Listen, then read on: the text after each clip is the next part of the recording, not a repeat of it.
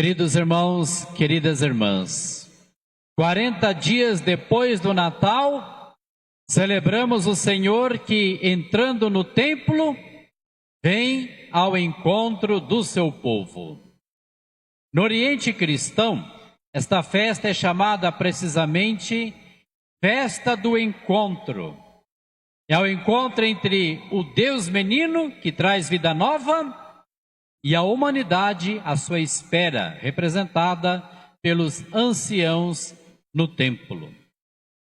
No templo, verifique-se ainda um outro encontro, o encontro entre dois pares humanos, ou seja, os jovens Maria e José, por um lado, e os anciãos Simeão e Ana, por outro. Os anciãos recebem dos jovens, os jovens aprendem dos anciãos. Meus irmãos e minhas irmãs, com efeito, no templo, Maria e José encontram as raízes do povo, o que é importante, pois a promessa de Deus não se realiza individualmente e de uma só vez, mas conjuntamente e ao longo da história. E encontram também as raízes da fé, porque a fé não é uma noção que se deve aprender num livro, mas a arte de viver com Deus, que se recebe da experiência de quem nos precedeu no caminho. Assim então, encontrando os anciãos, os dois jovens encontram-se a si mesmos.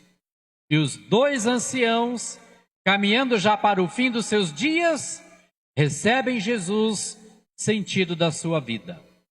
Assim, meus irmãos e irmãs, esse episódio cumpre então a profecia de Joel, que diz assim: os vossos anciãos terão sonhos, e os vossos jovens terão visões. Naquele encontro, os jovens veem a sua missão, e os anciãos realizam os seus sonhos. E tudo isso porque no centro do encontro está Jesus.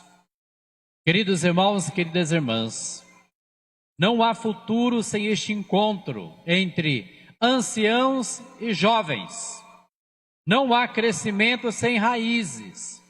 E não há florescimento sem novos rebentos. Jamais profecia sem memória. Jamais memória sem profecia, mas sempre se encontrem. Queridos irmãos e irmãs, a vida agitada de hoje nos conduz a fechar muitas portas ao encontro do outro. E muitas vezes esta porta é fechada por causa do medo do outro. Eu não sei se vocês perceberam, as portas dos centros comerciais e as conexões de redes sociais estão sempre abertas, nunca estão fechadas. E nós, infelizmente, sempre permanecemos com o coração fechado para o outro. Mas na vida cristã, meus irmãos e minhas irmãs, não deve ser assim. Pessoas de coração fechado para os irmãos, egoístas, com rancor, com ódio, com vingança, com mágoa, com inimizade, com distanciamento do outro. Na vida cristã, a gente não pode ser pessoas de coração fechado. O irmão e a irmã que Deus me dá são parte da minha história, da minha vida. São presentes que eu devo guardar, são presentes que eu devo valorizar. O cuidado que eu preciso ter no meu dia a dia é de não manter esse coração fechado, de não manter esse coração realmente duro para o irmão, de ter os olhos fixos, voltado para aquele que Deus coloca diante de mim. Começar pela família, a gente tem que ter um olhar voltado para quem convive comigo. pais, os filhos, os irmãos, no ambiente de trabalho, no bairro, os amigos, dentro da igreja, a gente não pode ter o olhar desviado do outro. A gente não pode ter o coração fechado para o outro. Uma coisa que a gente precisa, na prática do dia a dia, evitar, é de não manter o olhar apenas fixo no celular e esquecer de olhar para o irmão, que é uma coisa que acontece muito.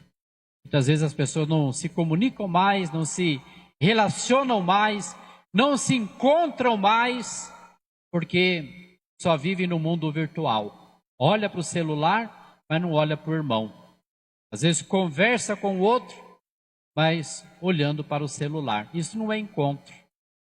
Este encontro, Maria, José, menino Deus, no templo, com Simeão e a profetisa Ana, é para nos ensinar que a gente precisa ter encontro de coração com os outros, encontro caloroso com o outro, encontro que brota a experiência do amor. Uma outra coisa que a gente precisa também tomar o devido cuidado no nosso dia a dia, para não esfriar a nossa relação com aquele que Deus coloca na nossa convivência diária, é de não fixarmos apenas nos nossos programas de vida. Às vezes a gente fica tão preocupado em resolver as coisas da vida, de vencer na vida, de lutar na vida, que a gente esquece de viver. Tem gente que só vive para trabalhar, né? Só vive para trabalhar. Esquece que o trabalho é para viver. Trabalha para poder viver. Não é viver para trabalhar. E quem vive para trabalhar esquece de Deus, esquece da família, esquece da própria vida, fica doente, depois morre, o que ficou? Nada. Então a gente não pode colocar os olhos só fixos nos programas e esquecer justamente de viver a vida com o irmão. Viver o encontro com Jesus, meus irmãos e minhas irmãs, é o remédio também contra a paralisia da normalidade. Não sei se vocês perceberam que tudo hoje na vida é normal, tudo é aceitável, tudo é de bom agrado, até coisa errada é normal. Essa normalidade vira doença. E o que cura esta paralisia da normalidade é o nosso encontro com Jesus, o nosso dispor-se em colocar-se à frente diante de Jesus, abrindo-se a sua graça. Queridos irmãos e irmãs, deixar-se encontrar por Jesus, fazer encontrar Jesus, é o segredo para manter viva a chama da vida espiritual. É o modo para não ser absorvido numa vida asfixiadora, onde prevalecem as queixas, a amargura e as inevitáveis decepções. Por isso, meus irmãos e minhas irmãs, iluminados pela festa que hoje celebramos, que possamos reavivar o encontro com Jesus, caminhando juntos para Ele. E isto dará luz aos nossos olhos e vigor também aos nossos passos. Louvado